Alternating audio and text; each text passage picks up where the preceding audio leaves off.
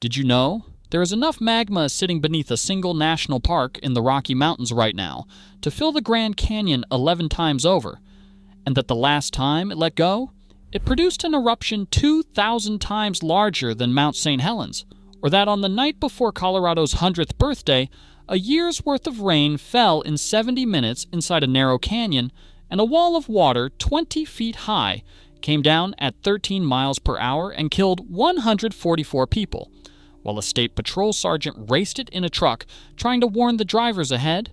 Or that in a single national park in Montana, on a single night in August, 2 grizzly bears killed 2 19-year-old women 10 miles apart within 30 minutes of each other, in a park that had never recorded a single fatal bear attack in 57 years.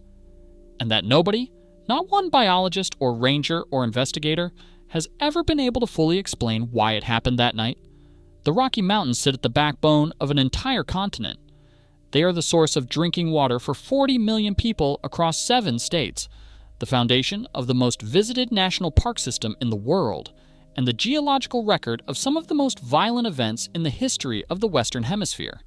Most people come to the Rockies for the view. Nobody stops long enough to read what is written in the rock, so settle in, because we are counting down 25 dangerous facts about the Rocky Mountains that will completely change how you see the backbone of America. Stick around to the very end, because what we saved for last is documented, devastating, and has never been fully explained. Coming in at number 25, the floor that breathes. Here is what Hollywood never told you about Yellowstone National Park. You have seen the geysers. You have probably seen Old Faithful. What you have not been told is that the ground those geysers sit on has risen and fallen by measurable feet within the last 20 years. The USGS Yellowstone Volcano Observatory has been tracking the caldera floor since 1923, and between 2004 and 2008, it rose more than 3 times faster than any previously recorded period, up to 75 millimeters per year. The caldera beneath Yellowstone measures approximately 45 miles by 30 miles. You can drive across it on the highway without knowing you are inside it. The shallow magma chamber underneath runs 55 miles long, 18 miles wide, and sits between 3 and 9 miles below the surface. Between 1,000 and 2,000 measurable earthquakes shake the system every year. The ground you are walking on is not stable. It is the roof of something that has erupted 3 times in the last 2.1 million years, each eruption more powerful than anything in recorded human history. You have probably seen the geysers. You have not been told what they are sitting on. At number 24, the slide that needed no warning to be heard. In April of 2013, the walls of the Bingham Canyon Mine in Utah, also known as the Kennecott Copper Mine, operated by Rio Tinto, gave way in a single event that displaced approximately 70 million cubic meters of material. Geologists with the USGS documented it as the largest non-volcanic landslide in the recorded history of North America. 1 billion tons of material moved. The slide is visible from space. No one died. Rio Tinto's early warning seismic monitoring system had been tracking precursor movements in the pit walls for weeks. It read what the mountain was doing before any human eye could. The system worked. The mountain moved anyway. The largest non-volcanic landslide in North American history happened not in some remote wilderness, but in an active industrial mine in Utah. And the reason nobody died is because a machine read the warning signs before any person could, landing at number 23, Colorado's arithmetic. Since 1859, avalanches have killed at least 700 people in the state of Colorado alone.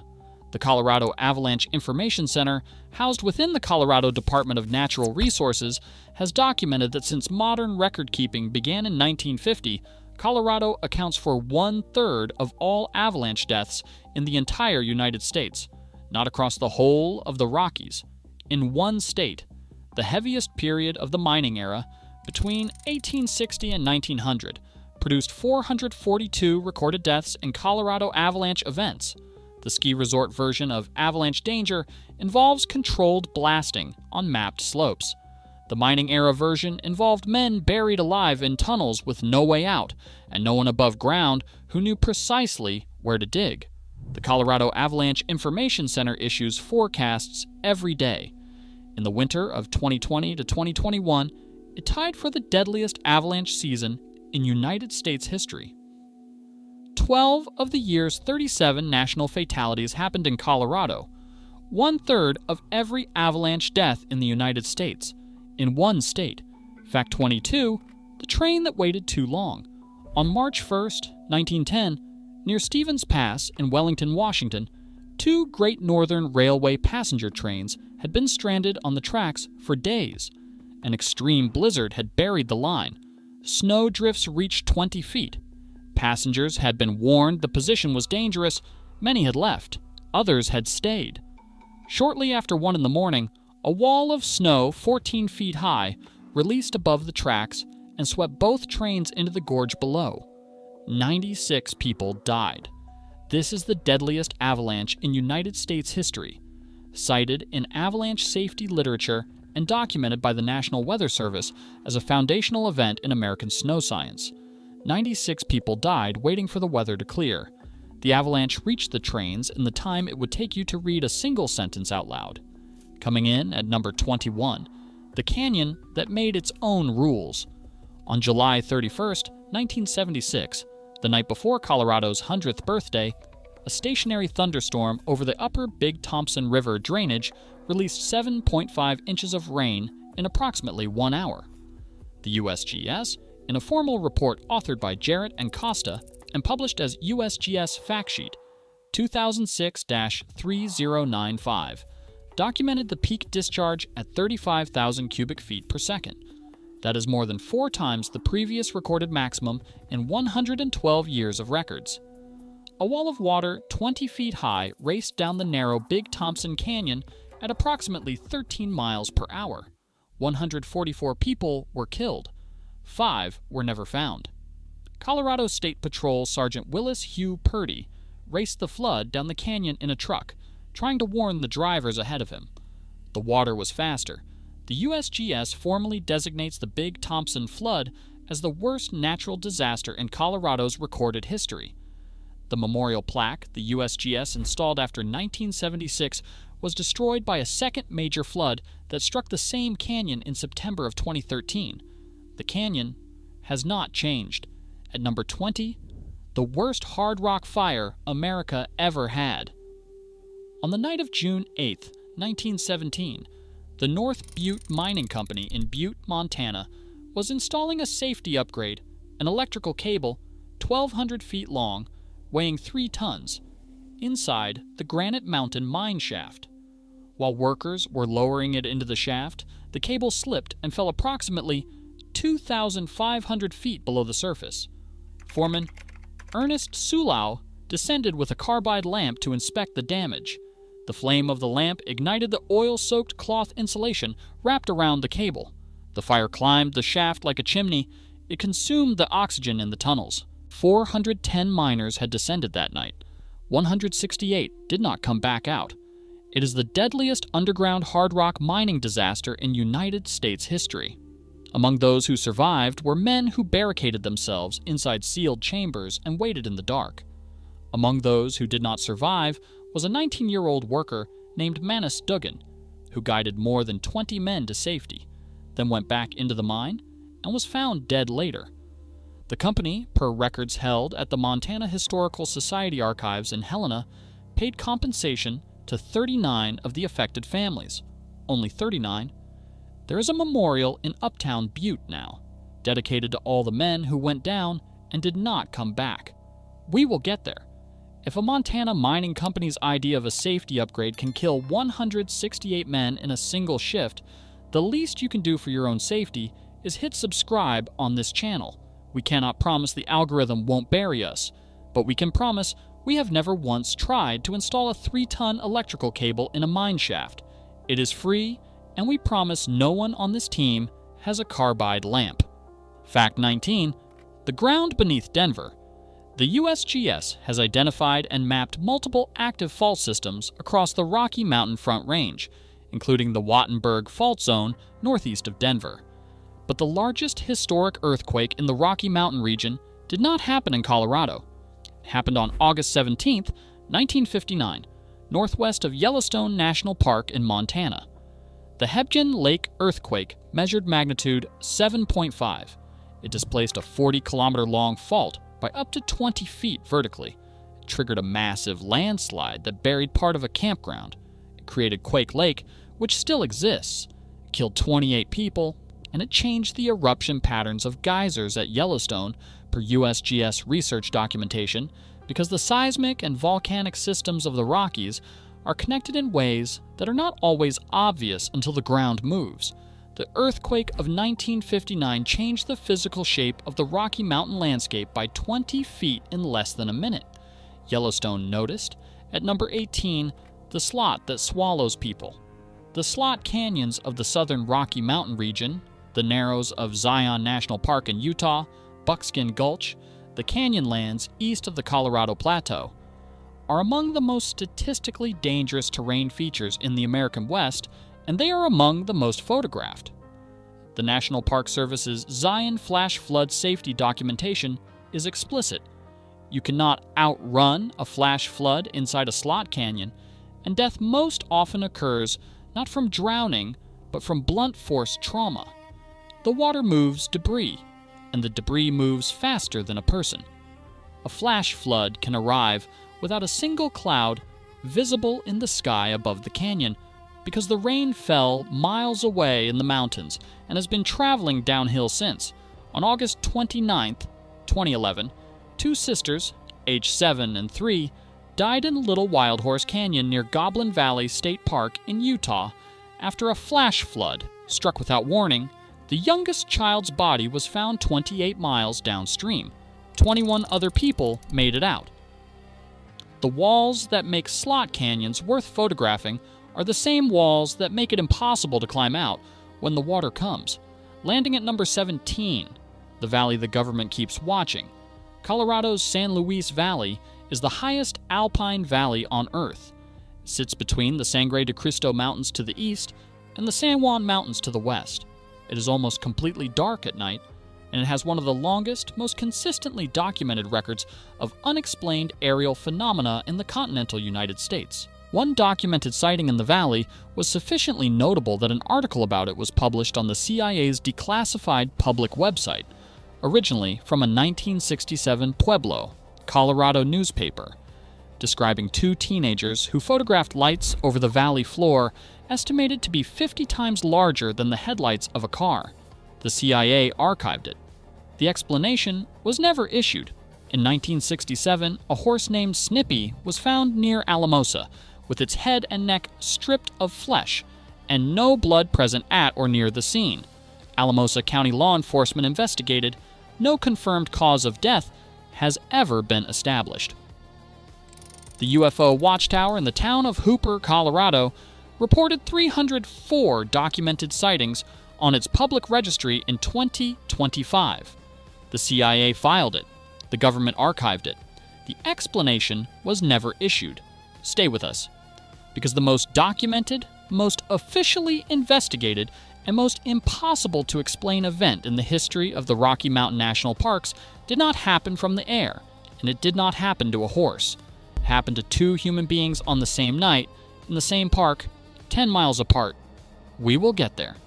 At number 16, the elk that shake the mountains. Every September, Rocky Mountain National Park in Colorado hosts one of the largest and most acoustically extraordinary wildlife spectacles in North America, and almost no one outside Colorado is told it happens. The park holds an estimated 3,000 to 3,500 elk during fall, per National Park Service documentation. Mature bulls stand 5 feet at the shoulder and weigh up to 700 pounds. During the rut, which runs from mid-September through mid-October, the bulls bugle across the open meadows of Horseshoe Park and Moraine Park from before dawn until after dark. A bugling bull can be heard a mile away.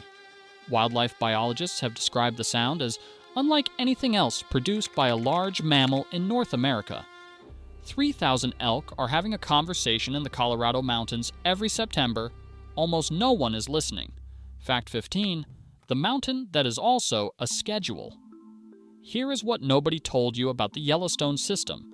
Geologists at the University of Utah, led by researcher Xinhua Huang, and publishing in the journal Science in 2015, used advanced seismic tomography to image the complete volcanic plumbing system beneath Yellowstone for the first time.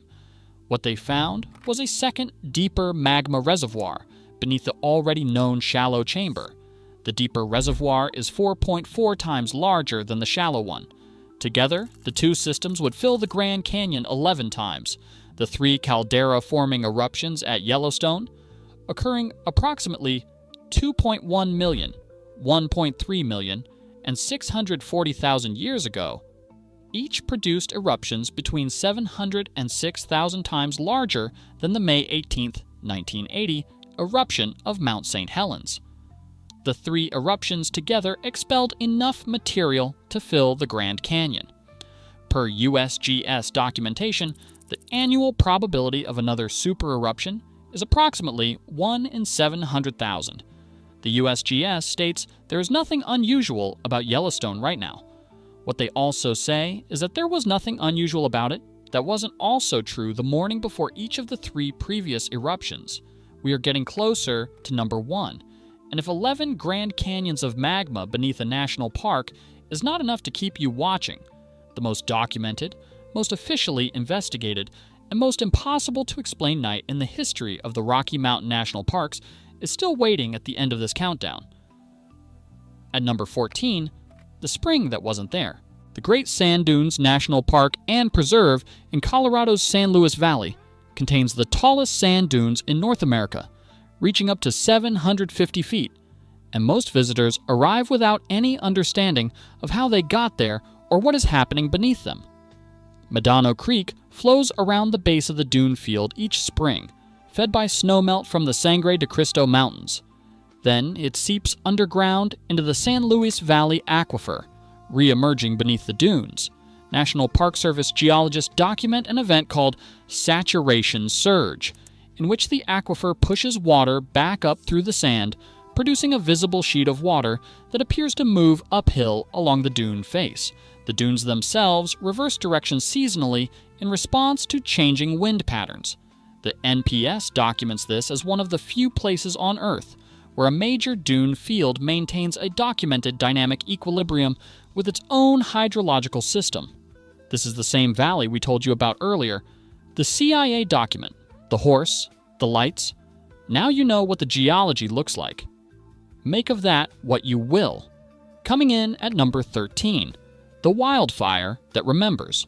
The U.S. Forest Service's Rocky Mountain Research Station in Fort Collins, Colorado, has documented that bark beetle infestations have killed millions of acres of lodgepole pine across Colorado, Wyoming, Montana, and Idaho since the late 1990s, leaving standing dead timber across the range at a scale that dramatically elevates wildfire intensity and spread.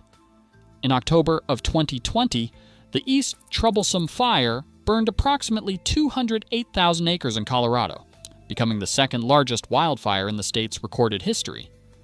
Fire behavior analysts at Colorado State University documented that the fire jumped the Continental Divide in a single night, an event described as without modern precedent in the recorded fire history of the region. 2 people died. The beetle-killed timber that helped drive the fire is still standing across millions of acres of the Rockies. The beetles killed the trees. The dead trees are still standing. The wind is still there. Fact 12, where the bison disappeared. Here is what nobody taught you about the near extinction of the American bison. Between approximately 1870 and 1889, the North American bison population collapsed from an estimated 30 to 60 million animals to fewer than 1,000. The Smithsonian Institution has documented this as one of the fastest collapses of a large mammal population in world history.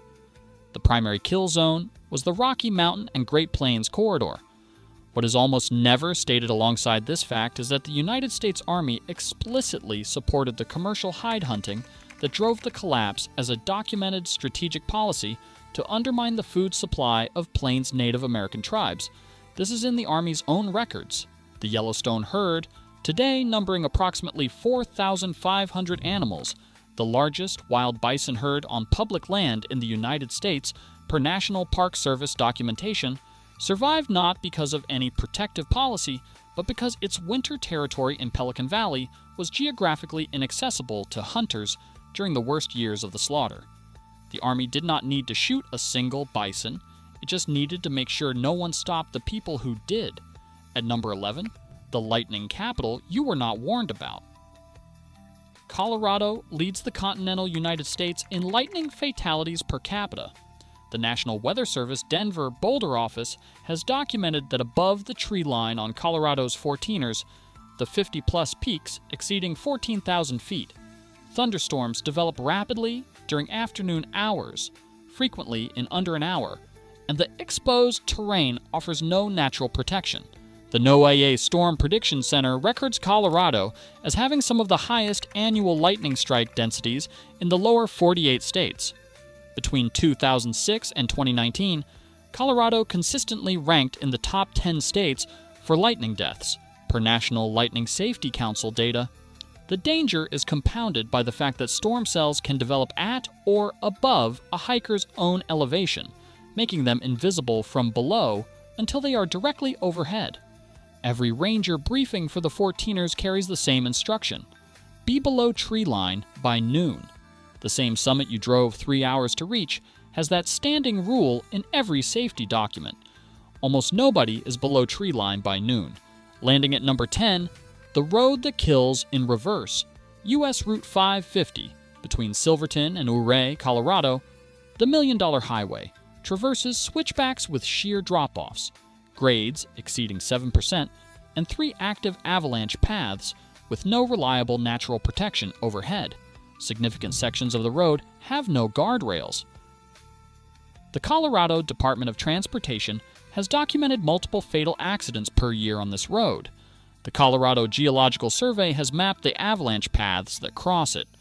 The road's name is disputed. Some attribute it to the cost of the gold-bearing ore in the gravel fill used in its original construction.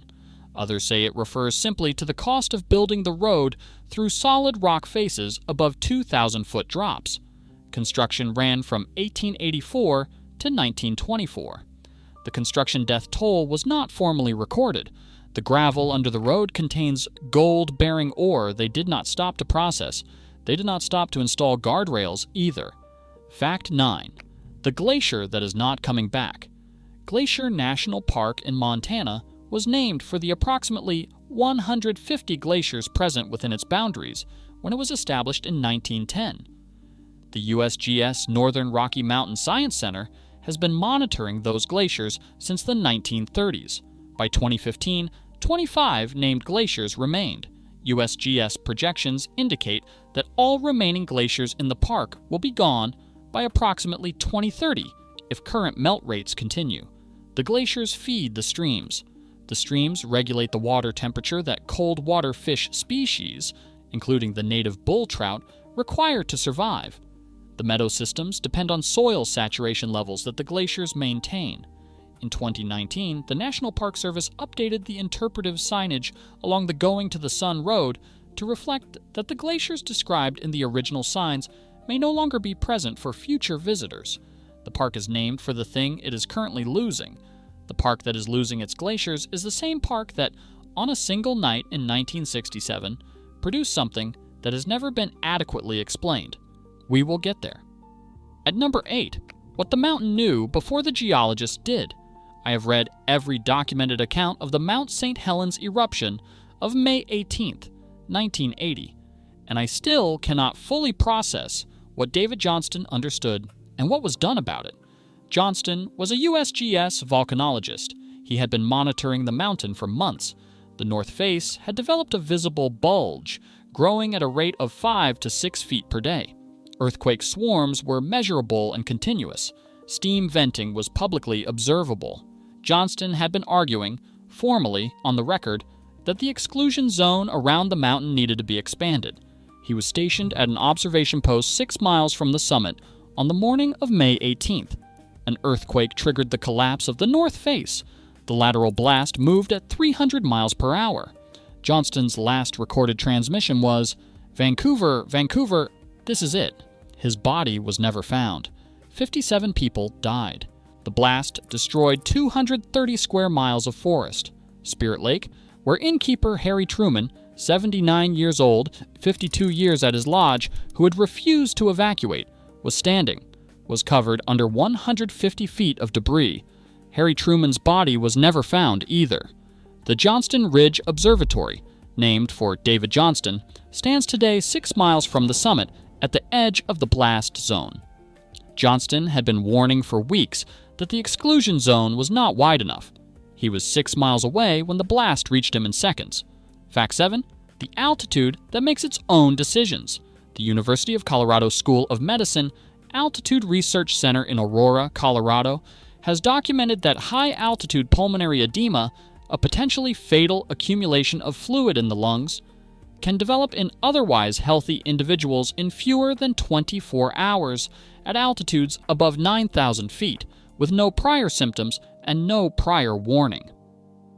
Trail Ridge Road in Rocky Mountain National Park peaks at 12,183 feet. It is the highest continuous paved highway in the United States. Millions of people drive it every year. Many of them have never been above 7,000 feet before that morning. National Park Service rangers at Rocky Mountain respond to altitude-related medical emergencies every week during peak season. It is a paved road with a gift shop at the top. The altitude does not know that. Coming in at number 6, the water that ate a town. On May 31st, 1921, a flash flood on the Arkansas River struck downtown Pueblo, Colorado.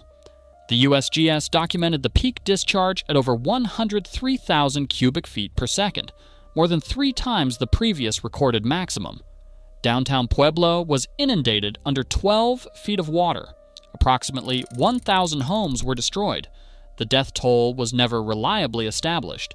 Contemporaneous newspaper accounts archived in the Denver Public Library's Historical Collection Report estimates ranging from 100 to several hundred dead.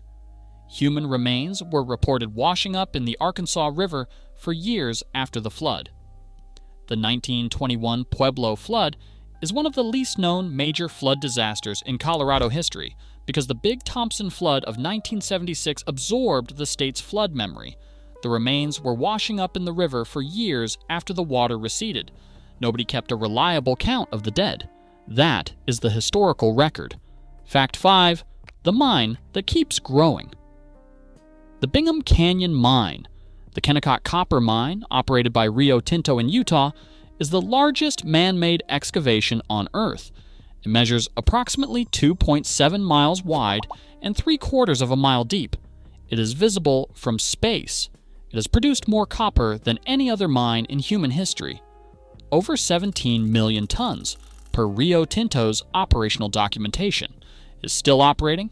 The 2013 landslide we referenced earlier, 70 million cubic meters, 1 billion tons of material, the largest non-volcanic slide in North American recorded history, came from its walls. The USGS used the event to recalibrate regional landslide models. The largest man-made hole on Earth is in Utah. You could lower all of Lower Manhattan into it and still have room. It gets larger every year. 2 facts left. And if the largest man-made hole on Earth isn't enough to prepare you for what's coming, nothing will. Because the final fact in this countdown involves 2 19-year-old women, a single night, 2 separate grizzly bears 10 miles apart, 57 years of peace before it, and a ranger report filed 4 days before either attack that documented the exact conditions that caused both of them. At number 4, the powder that waits. The USGS and the Bureau of Reclamation have both documented that the Colorado River Basin, fed by Rocky Mountain snowpack, provides drinking water to approximately 40 million people across 7 states: Arizona, California, Colorado, Nevada, New Mexico, Utah, and Wyoming. The Natural Resources Conservation Service documented that the winter of 2022 to 2023 produced above normal snowpack across the range. That same snowpack, during rapid spring melt, simultaneously elevated avalanche conditions across Colorado, increased flash flood risk in canyon systems across the region, and generated debris flows that blocked highways across multiple states. The Colorado Avalanche Information Center tracks the snowpack. The Bureau of Reclamation tracks the snowpack. 7 states drink from it, and every spring, the same snow that keeps 40 million people alive tries to take the canyon roads and the mountain sides with it. Fact 3. The monument you are standing inside. Here is what nobody taught you about the Rocky Mountains themselves. The range should not exist where it does. Most major mountain ranges on Earth form near active tectonic subduction zones. The Pacific Coast Ranges, the Andes, the Cascades. The Rockies formed approximately 80 to 55 million years ago in an event called the Laramide orogeny, studied by geologists at the University of Colorado Boulder and Colorado State University, in which the subducting Farallon Plate drove the continental crust upward at an unusually low angle, creating mountains hundreds of miles inland from the nearest subduction zone. Standard tectonic models do not fully account for this.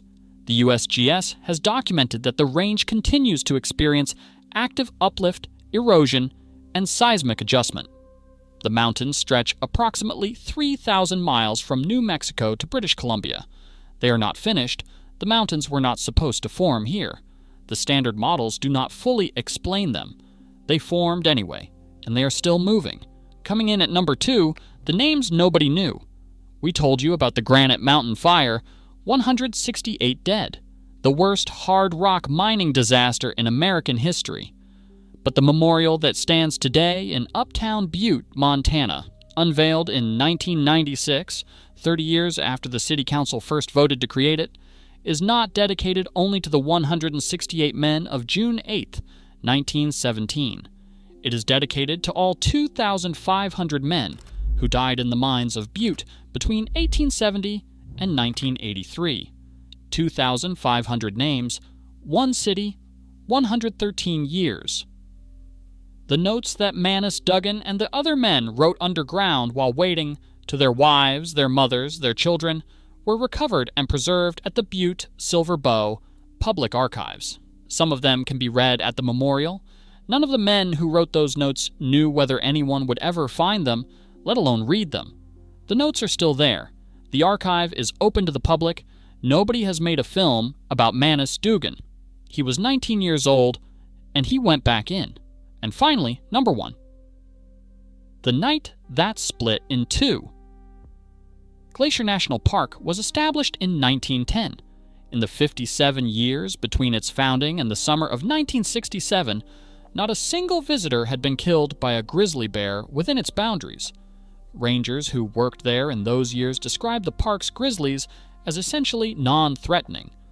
One ranger told author Jack Olson, whose 1969 investigation of these events was originally published as a 3-part series in Sports Illustrated, that if you rated danger on a scale from 0 to 10, 0 being a butterfly, 10 being a rattlesnake, the grizzlies of Glacier would rate somewhere between 0 and 1. That rating was about to change.